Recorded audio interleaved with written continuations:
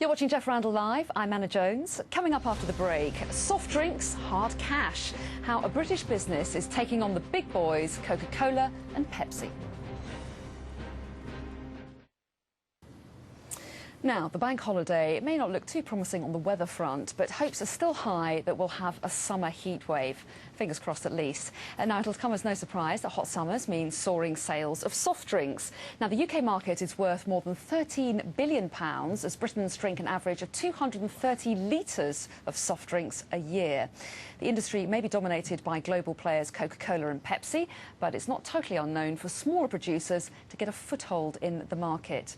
Well, Feel Good Drinks was founded in 2001. It now sells its products in 12 countries across the world. And I'm pleased to say that I'm joined now by Dave Woolwork, one of Feel Good's founding partners. Good evening to you, Dave Woolwork. Now, we talked a little bit about Coca-Cola and Pepsi there in that introduction. Yeah. In fact, that's where you started out, wasn't it? It is, yeah. I spent 5 years working at Britvic, who distribute the Pepsi products, and I spent 6 years working at Coke, and it was there I met the two of the guys that I subsequently founded Feel Good Drinks with. So what happened? Did you think, this looks easy, I could do it myself when you were at those companies, or did you think, I don't like the way they do business, I want to go my own way and do something totally different?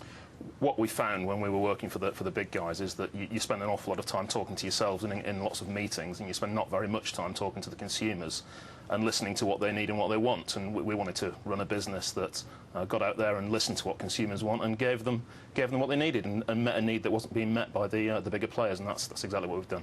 You say met a need that's not being played by the bigger players, but you have a similar chatty, matey marketing style to Innocent. I'm sure you've had comparisons drawn with them before. Do you see them as role models?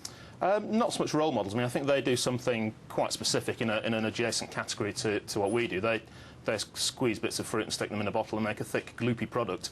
We do what we think soft drinks are supposed to do, which is make products that refresh people and quench your thirst. There are a lot of similarities, and there are a lot of other products in other categories that are doing similar things, but that's because people listen to consumers, and what consumers tell you is that they want natural products, healthy products, products that make them feel good, and they want to work with companies that do good things and give a little bit back to their communities, and we do that, and lots of other companies are starting to emerge that do that as well. Does that make it a pretty crowded market? A saturated market, to use a drinks analogy? It's a rather bad one. It's a busy market, but it is dominated by those big guys, and they've got big bucks to spend pushing their products. And the difference with people like us is that because we're listening to consumers, we're making products that are actually really healthy and really nice and taste great and have good ingredients in them. And that's not what you typically do if you're one of the big soft drinks companies, because you're so focused on value and discounting in price that you tend to strip out the good ingredients. But ultimately, you both want to make money, don't you? And Innocent sold a stake to Coca-Cola. Is that the kind of direction you'd like to go in and make some big bucks that way? No, it's just far too much fun competing with those guys to sell out to them. You know, we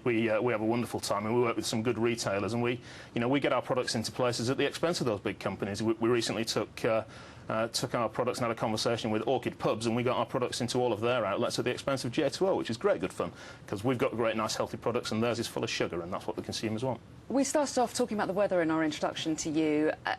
Are you glued to the weather? Does it make a huge difference to your business? If the sun's out and people are hot, they're surely going to drink more. That's absolutely true, but what you don't do is listen to the weather forecasts. We had the barbecue summer promise last year that never happened, and we make sure we've got the stocks available so that when the demand comes through, if the sun's shining, that we can get the products onto the shelves and meet that demand when it peaks. But you can't rely on it, but it surely helps when people are thirsty. What about economic forecasts then? Because there was a real downturn, wasn't there, in the soft drinks industry when things turned bad. People don't want to spend money on non-essential items. That's kind of right, but soft drinks aren't very expensive at the end of the day, and people still want healthy products, still want nice products, and Feel Good Drinks has done pretty well at holding up and growing through that period of time. I think it's the big ticket items that people are a bit more cautious about purchasing, but when you're thirsty, you still need a soft drink. OK, well, on that note, we'll leave it there. Dave Woolwork, thanks very much indeed for coming in and talking to us.